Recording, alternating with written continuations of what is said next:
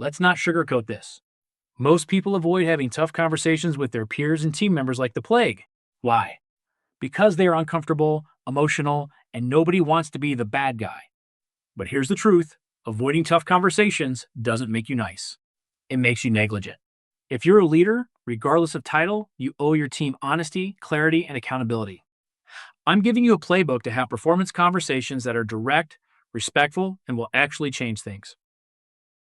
The longer you wait and avoid having that chat, the worse the problem will become. You are allowing something to continue that goes against expectations.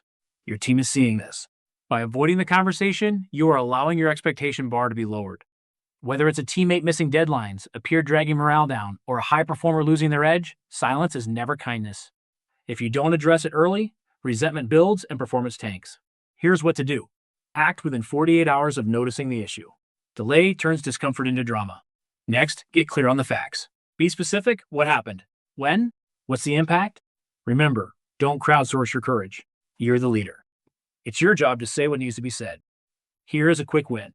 If you've been sitting on a tough convo for more than a week, schedule it right now. You'll feel 10x better just having it on the calendar. Winging it is how good intentions turn into train wrecks. A performance conversation isn't a takedown, it's a turning point. You're not there to unload frustrations. You're there to create clarity and spark change. Here's what to do. Write down the behavior, not the attitude. For example, you've missed 3 key deadlines in the last 2 weeks. That is about the behavior. You're just not committed. This example is about the attitude. It's off-putting. Stay clear with your intentions for the conversation. Next is to know your goal. It's important to understand what success looks like after the conversation. Then you can plan your opening line. Make it clear, kind, and calm.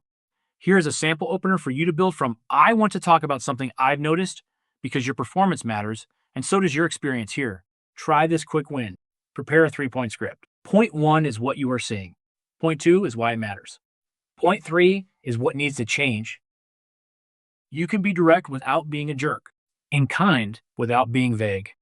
Tough conversations go sideways when they're too soft, nothing changes, or too sharp, people shut down. The sweet spot? Clear, calm, candid. Give this a try. Lead with facts. Leave emotion and judgment out of it. Be human. It's okay to say, this isn't easy to bring up, but it's important. Make it a two-way conversation. Ask, how do you see it? And really listen. There are also 2 things you want to avoid. 1, don't blame, label, or globalize. You always, or you never. 2, don't sandwich real feedback between 2 empty compliments.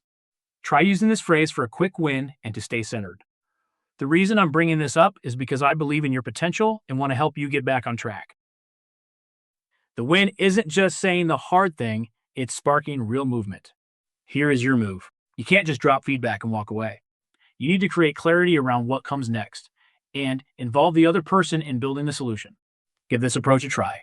First, ask, what's your take on this and what would support look like? Second, agree on 1 or 2 clear next steps. Make sure they're measurable. Third, set a follow-up. Circle back in a week or 2 to check progress. You can use this example as a way to close the conversation. Let's reconnect in 10 days and see how things are going. I want to help you succeed, and I'm here to support you in making this shift.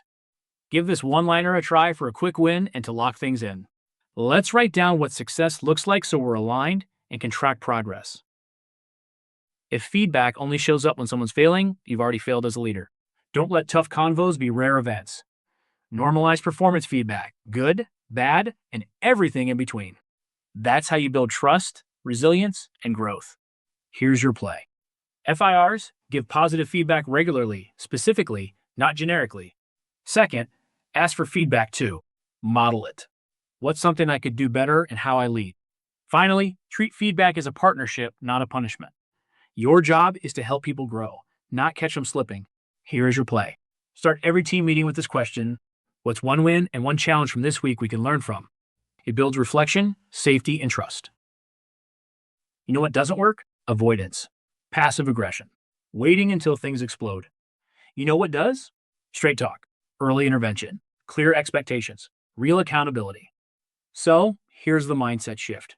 Tough conversations aren't a burden. They're a privilege.